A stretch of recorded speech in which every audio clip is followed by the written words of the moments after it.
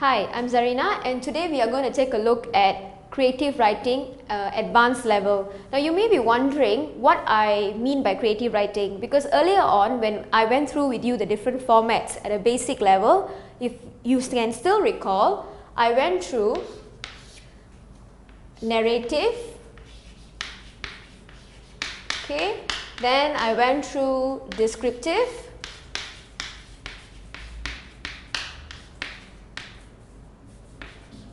and then of course there was the one word, remember the 1 or 2 word essays, which I actually said was creative essays. Okay, so actually why have I combined this as creative writing? Okay, remember what I said, that there's actually 2 types of essays only if you want to look at it. It's just factual, which is argumentative and discussion based. Then we have under the creative writing umbrella, we have narrative, descriptive and creative. So for an advanced level, we are only looking to score marks. So I don't really have to go through with you the basic format. So the format is different, but when it comes to scoring, we can actually combine it all together. Okay, so here we go. So this is all under this. Now how are we going to score marks? In other words, what is the teachers looking out for when they are marking your creative essays? The first thing they're going to look out for, okay, the first thing they're going to look out for is your contents. This is very different from a factual based essay. Why? Remember what I said, in a factual based essay, if you're going to write, it all depends on facts and how you present your facts. That's what contents is all about in a factual essay. This differs in a creative essay. In a creative essay, when it comes to contents, your marks are going to be awarded based on creativity. Sounds pretty obvious, right? But actually, no. Because when I mark a lot of students' essays, this is not there at all. There's only 2 ways you can score points for this type of essays. Creativity is one, okay? Because when they look at your contents, if your story is different, if it's unique, if it's interesting, if it's exciting, remember one thing, your teachers are marking a lot of scripts. And if you keep writing the same thing, they'll be tired of it. Now, if they come across one particular script which is outstanding, which is different, definitely that student's going to score. So that's what you have to remember what I mean by creativity. Okay, so that's one way to score. What about the other way? That's just for contents. The other way, I've touched on this actually on your basic. When I went through, I've actually touched on this. The other way for you to score is of course your language. What do I mean by that?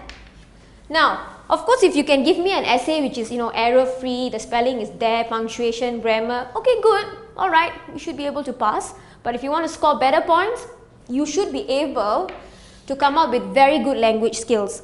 And that means you have to put in your vocab.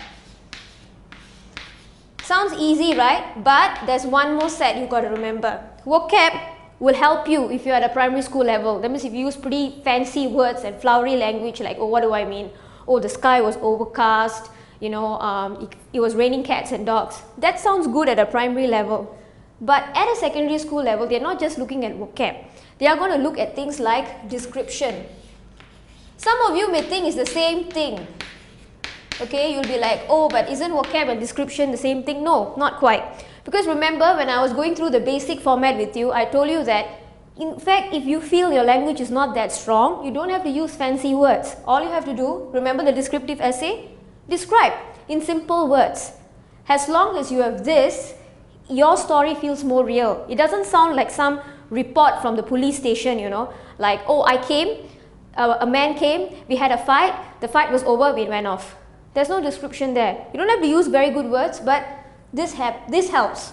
Okay, so this two, if you add up, beefs up your language. Okay, there's a lot more to it. I will go in detail because right now I'm just going to go through overall. If you're wondering how to score, these are the 2 ways. For contents, this is why a lot of Singaporean students find it very hard to score for essays. The reason is because, I'm very sorry to say this, but a lot of you lack this. Or maybe you have ideas, but you just don't know how to use them.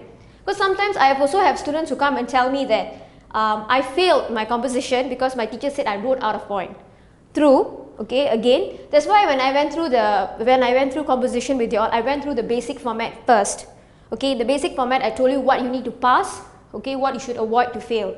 But over here, I'm just going to concentrate on scoring. So, what is the first step? Okay, I already went through this is the mark scheme, what the teachers are looking out for. Alright, let's go on to the next one. The first thing I want to go through with you all today is based on this, creativity. Now, how do you do that? So my first step will be on brainstorming. I'm sure a lot of you would have heard this term and by now must be pretty sick of it, right? I'm sure all your teachers are like, oh, you must brainstorm, you must think out of the box. And then you're like, okay, how do I do it? How do you do it? It's very simple. I'm going to teach you a trick. Okay, it's very, very easy. The first thing you have to do is whenever you have a question is, okay, I'm going to use the yellow one. See if you can follow this.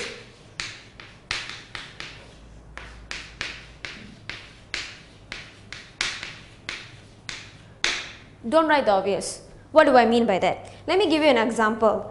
I'm going to give you 3 examples because I told you that creative writing comprises of narrative, descriptive, creative essays, right? So I'm going to give you, let's see, where is my colored chalks? Okay, never mind, I'll just use this.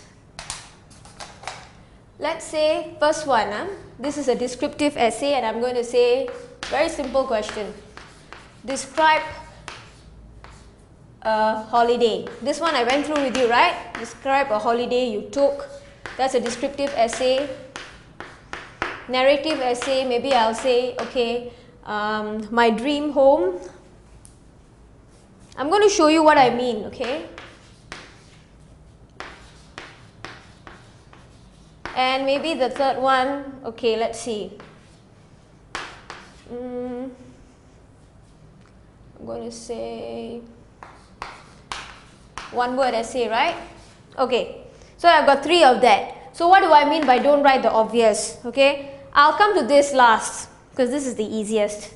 I'm going to go through the first one. Describe a holiday you took. If you're going to score points for content, of course for descriptive essay, your marks are going to come from the description itself. But if you want to stand out a little, what can you do? What would most of you do? Ask yourself this. Whenever you have a question, what's the first thing you will write about? Think. If you think that way, you will realize that most of you will write about, obviously, I went to different countries. Now ask yourself, when you say a holiday, is it possible to describe a holiday without leaving this country? Think about it. Is it possible? Yes. Why not? Why must a holiday always be that you go out of the country? What if you didn't go out of the country? What can you write about? What about a cruise? A cruise to nowhere where you're actually on the ship and you're just going around. That's interesting. Or what if you didn't per se leave the country, but I don't know, if you go to Pulau Ubin, for example, do you know that there's just actually chalets you can take in Pulau Ubin or even in St. John's Island? What if you went there for 3 days, 2 nights? Isn't that a holiday? That's what I mean. If you want to score, you have to be different. To be different, you don't write the obvious. Okay, again, I have to tell you that this is at an advanced level. If you find it too difficult or you're given the question, you're like, oh my god, I can't write the obvious. And then all that time is being spent just thinking of not writing the obvious, please. If you find it difficult, it's okay. You don't have to do this, but this will ensure that you gain an extra advantage over the rest of the students. How about this, my dream home? Now you're going to ask me, well, this is a pretty straightforward question. How do I not make it so obvious? Like, how can I write something different? Again, ask yourself this. When people describe their dream home, interestingly, they always describe something expensive, something fanciful. Oh, I'll have all the latest modern applications. It's all going to be touch sensor in my house. Something like that, along those lines. How do you think differently? You can think differently by actually talking about your dream home, which is away from all this. Like you could say that, oh, my dream home is a home up there in the mountains. That's one of the advantage of creative writing. That means questions like this. To a large extent, you can write using your imagination. It's not a factual based essay. This can be an advantage or a disadvantage. The disadvantage is when you go out of point, of course, but an advantage because, you see, I can write anything I want. It's my dream home, you know. I can even imagine a house somewhere in the moon if I want to. That's fine, because the question just says my dream home, not something which is practical, right? So again, this is what I mean by not writing the obvious. What about, okay, a one-word essay like an enemy? One-word essays are interesting because there's so much scope for it. But what do students do? Oh, enemy. Okay, fine. I'm going to talk about my friend who betrayed me, or my sister who betrayed me, or my brother. See, it always comes to the same thing. What if you take it out of that context? Enemy can mean a lot of things. If you look at movies like Enemy of the State, there are people like that. You can actually write a story on that, right? What if you were a spy working against your own country? So that is what I mean by not writing the obvious. If you actually take a few minutes to sit down and think, you would actually find a lot of ideas. My brainstorming is only one step. This is the step. What happens is, I want you to write this down, okay, on your piece of paper. Like obviously you get lots of foolscap paper. I've had some funny excuses, you know. I have a student coming and telling me, I'm sorry, I can't plan because I don't have enough foolscap paper. No such thing, okay? I'm sure if you ask, they will give it to you. You can take one piece of paper, and no, you don't have to hand in your planning. Write this down. Don't write the obvious. Maybe select a question. Maybe I'm going to select my dream home. Okay? Then you write down maybe the first three things that comes to your mind. Interestingly, the first three things that comes to your mind is probably what comes to other students' minds. Okay? Then you write that down, and then you think out of the box. In other words, you think of something which is different from the first three which you came up with. Okay, so that's what I mean by my brainstorming. If you want, I'm going to just write down the steps for you. Okay, first step, alright, you write down in your piece of paper, don't write the obvious. Okay, followed by your question, of course. Then the first three things that comes to your minds, right? Three things that comes to your mind when it comes to this, three things or ideas.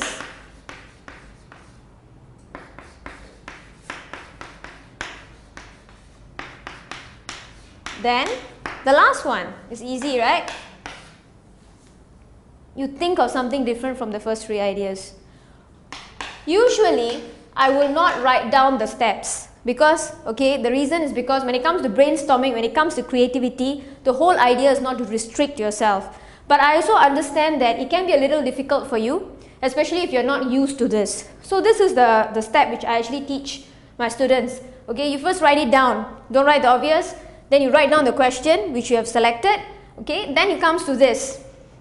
You write down the three ideas that comes into your head, the first three ideas.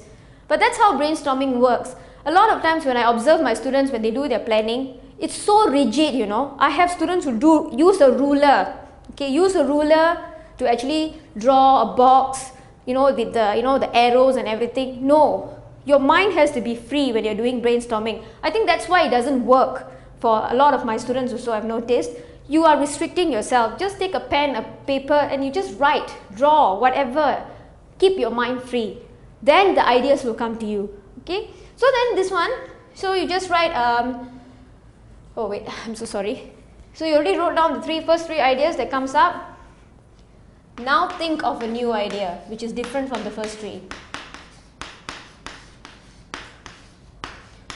Why I have stated this is because usually the first three ideas are the most common. If you don't believe me, you try it yourself. Okay, why don't you practice this out, and you'll realize that, yeah, it's true. And if you actually ever had the opportunity to read the composition, the essays of your friends, you'll realize that almost 75 to 80% of you write the same thing. It doesn't matter that one question, there can be 20 students and they can end up writing the same thing.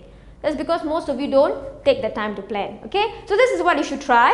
Alright, this is the first one which I'm going to go through, brainstorming. This will actually settle the first part, which is creativity. Of course, I'm not going to jump straight into language. That will come in later. Before that, I want to teach you certain ways where you can actually introduce your story. I'm sure some of it may have been, you have gone through this at school, but I don't know. So I'm going to go through that again with you. So the next thing we're going to look at is introduction.